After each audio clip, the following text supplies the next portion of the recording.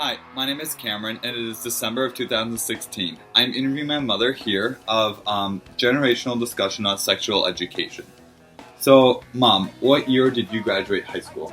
I graduated from high school in 1982. So, what was your experience with sexual education if you had any back then? Sex education when I was in school started in fifth grade. And in fifth grade, they separated the boys from the girls.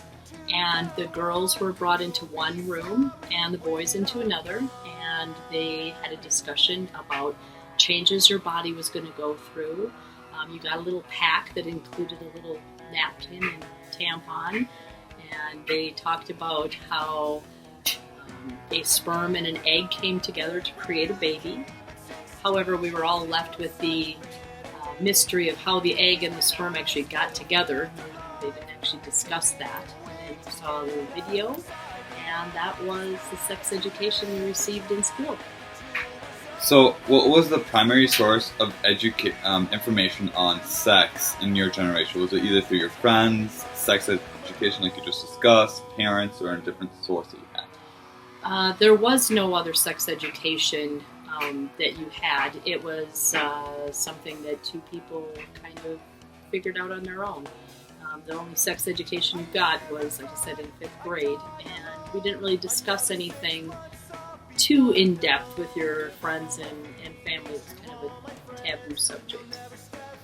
What did your parents tell you about sex and about discussing sex?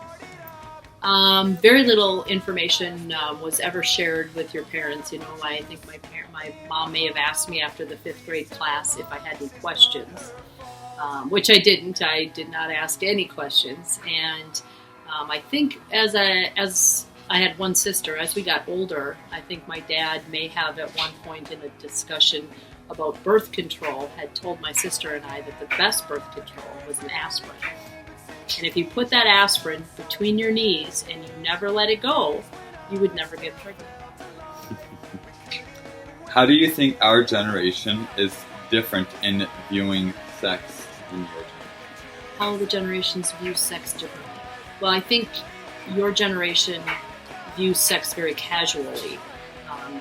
It doesn't seem to have love involved in it, and it's almost like something you expect everyone to do, and you have multiple partners, and there's no commitment, and it just seems very casual.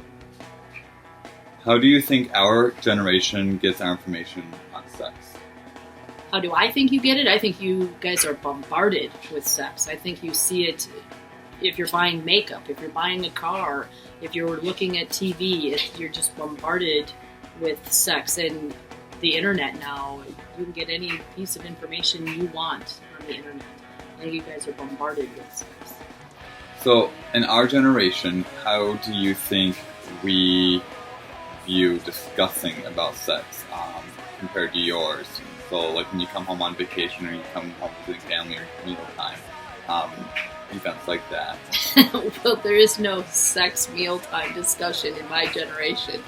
I think you guys view sex, like I said, very casually. You guys talk about it. It's a joke. I mean, you guys make all kinds of comments and sexual comments towards people and towards each other, and you view sex more as something that's comical and doesn't have anything to do with love.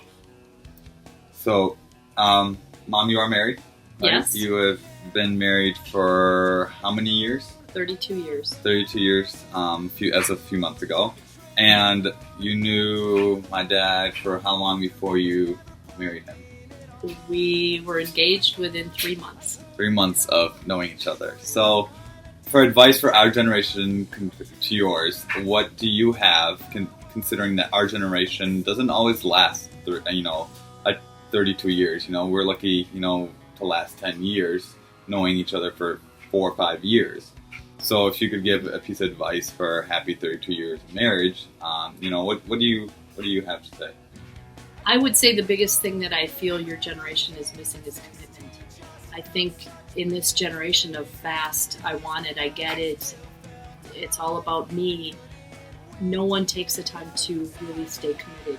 There is no one issue that should ever divide two people. If you no one is perfect, and you're going to run into problems, and it's going to be like that with everyone. But I think your generation runs into a problem, and your way of solving it is to dissolve it, and you just move on to the next person.